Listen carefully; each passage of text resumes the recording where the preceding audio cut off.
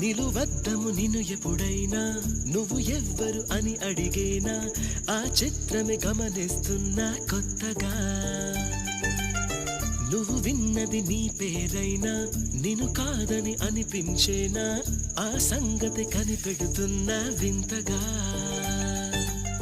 నీ కన్నుల మెరిసే రూపం నాదేనా అనుకుంటున్నా నీ తేనెల పెదవులు పలికే తీయదనం నా పేరే అని నువ్వే చెబుతూ ఉన్నా